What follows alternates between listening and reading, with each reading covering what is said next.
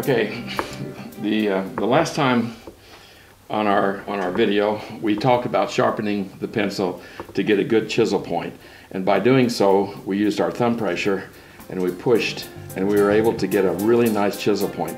Today I'm going to give you a two-part demonstration, and the first part of it is basically a simple drawing technique, something you can learn to do that really will help your drawing a lot.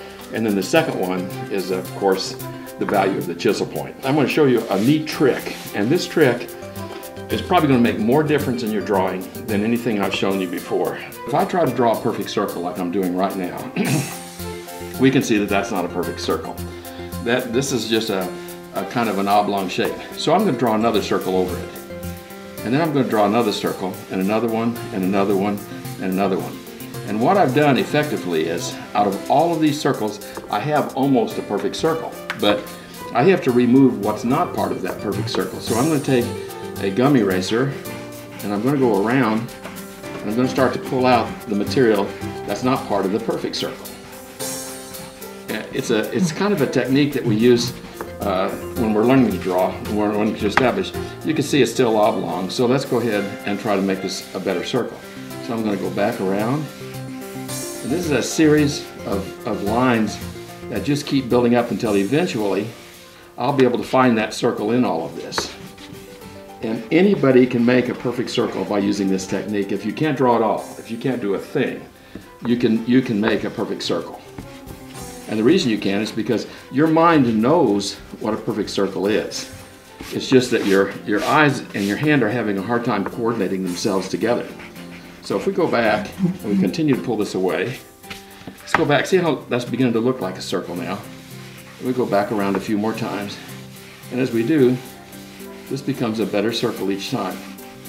And we just keep going around, and don't be afraid of putting different types of pressure.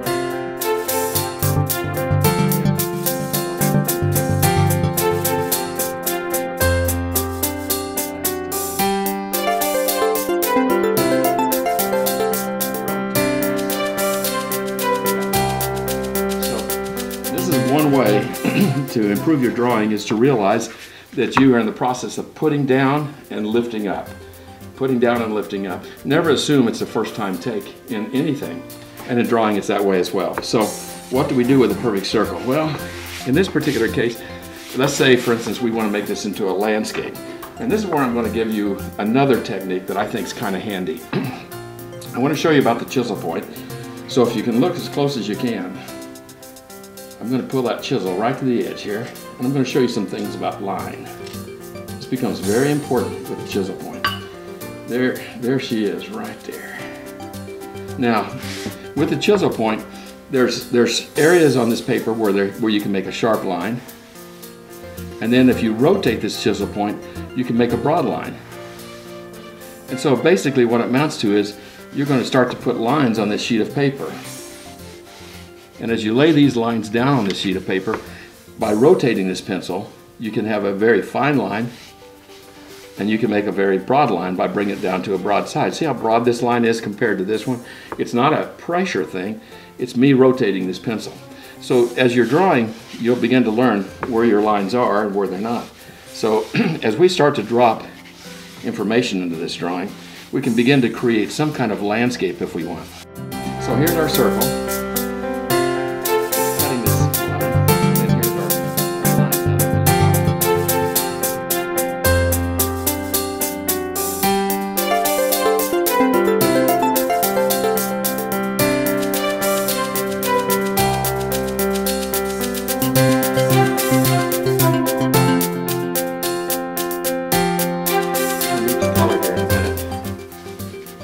Okay.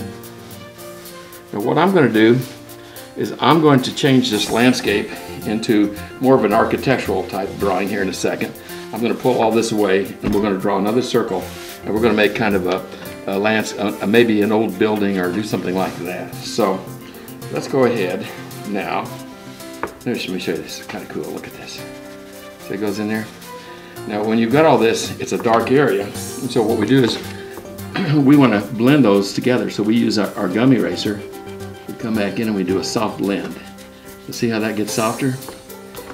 Now look at that gray. Let me show you. See this circle? we've got it here, and now I'm going to show you how to, let's assume our light source is right here. This is another circle. And the light's coming from here. This is illuminated, and this is darker. Come down here with our pencil. We're going to cross-hatch this. Look at that, that's kind of fun. It's really kind of neat. It goes so smooth and easy. Look at that, cross-hatching. Now, it doesn't look much like a sphere yet. Let's make this look more like a large ball or a sphere on the landscape. So, how am I going to do that? Well, take this gum eraser like we did here, and we'll come back in.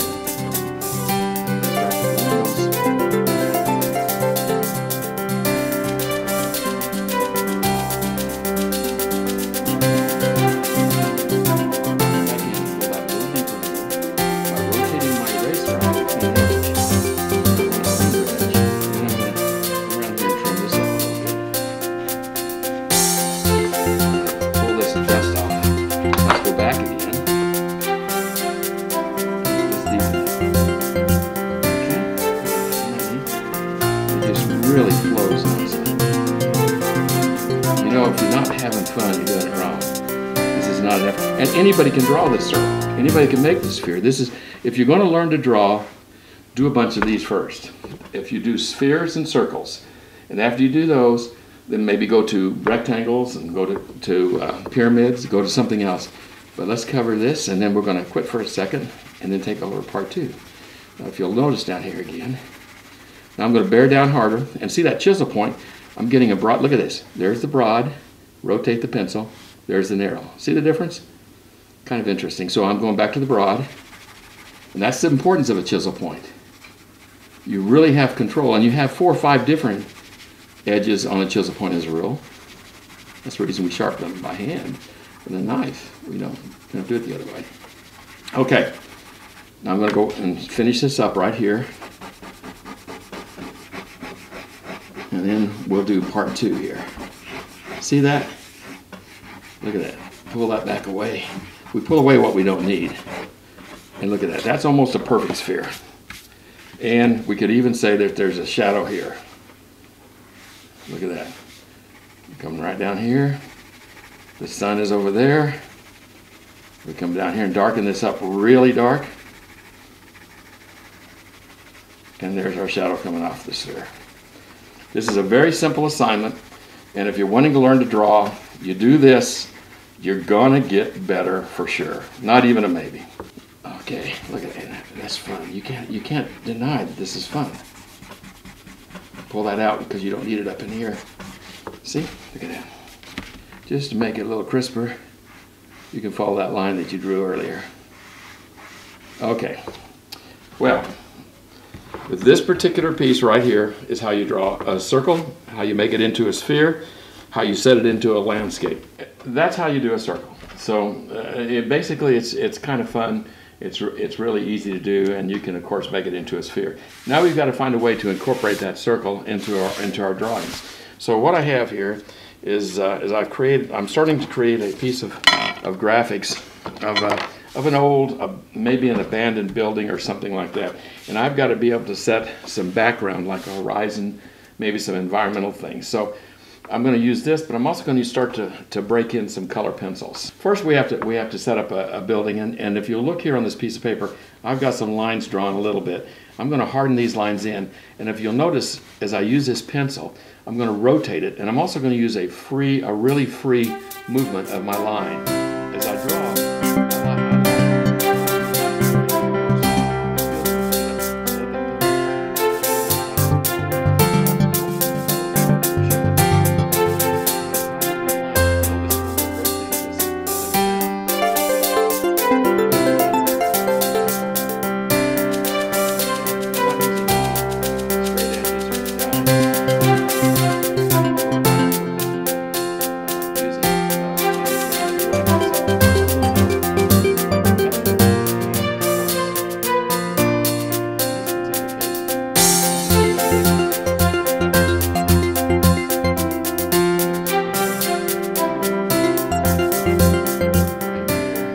Pedestal coming down here. There'll be a door coming in right about here. And then I'm going to put another window over here in this building. And I think I'll put some framework in there so we have a guide that this is a window. And maybe drop that frame. These two lines right here should kind of meet with each other because they're in perspective, okay? And then we don't have to follow all of the rules in art, but let me show you a couple of rules that are kind of important. This piece of paper should be divided into 3 different sections. Right here and right here, we're going to call thirds. These are the basic thirds. This is the primary piece of information I want in this picture, but I do not want anything dead center. So here's a third and here's a third. So I'm basically moving my information to one of these groupings out of the center. You do not want all of your information to be here because your eye hits it and then it stays there. And you want your eye to be able to move around the piece. So this is the 1/3 rule that you hear about. And basically just move it over and down just a little bit so it begins to occupy one part of that grid. Let me show you just on this piece of paper here. Assume that this is my sheet of paper right here, if you can look. And then we're going to divide it into thirds here and here. This is the area right here where this building is. This is what we're wanting the building to be. So keep that in mind as we're doing this drawing. Now, of course, we don't want this to be part of our drawing, so I'm going to pull that back up. Don't be afraid to put a line on your sheet of paper that doesn't belong there, because you can always pull it up or you can turn it into a piece of art. Right about here is where I'm going to put my circle, and we talked about how to make these. Now we're going to go ahead and put one into action. Here's the third rule.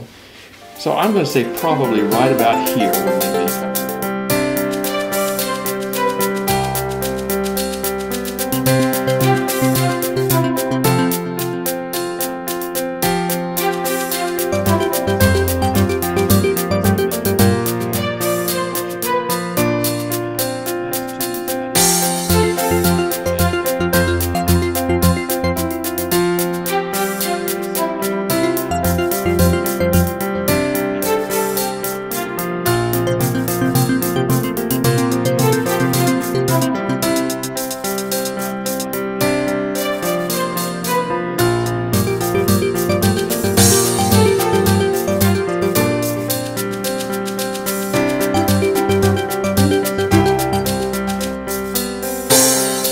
So I'm going to go ahead and clear this, and I'm going to block in what I think should be.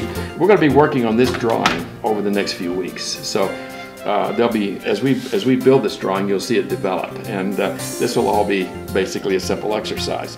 The creativity behind the drawing is going to come from what we want to do here. Okay, now let's go ahead and put this into a landscape. I'm going to say that this building sets on some kind of plane, so I'm going to drop something in here.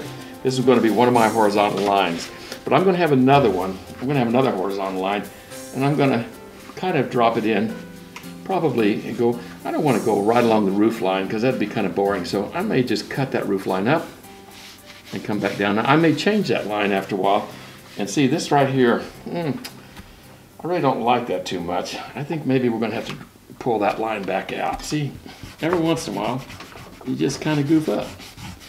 I don't think that looks right. No, just don't have that there. Let's have our line down here. Now this is more believable because the sun is now behind the landscape instead of incorporated into it. And we can go ahead and put some stuff back in here if we want to. So this can be some other information later. So now we have kind of a horizon line. We have a basic, this is where this little station is line. And then we'll find something that we want down here a little later. So let's go ahead now and start to build this illustration. Now, the fun thing is I'm going to drop in some shading real fast before I start working with color.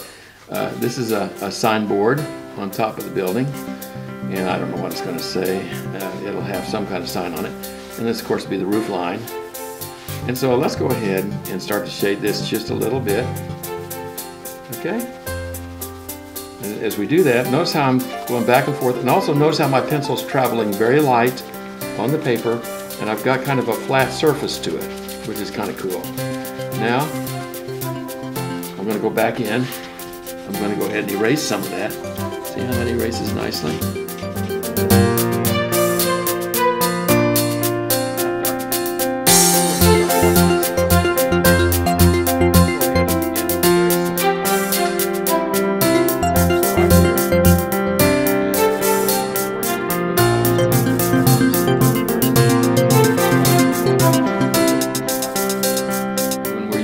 color pencils, again, I've got the chisel point on it, and you can see the tip of this pencil and how it kind of almost hooks. And that's kind of what I want. I'm going to work that hook side down here.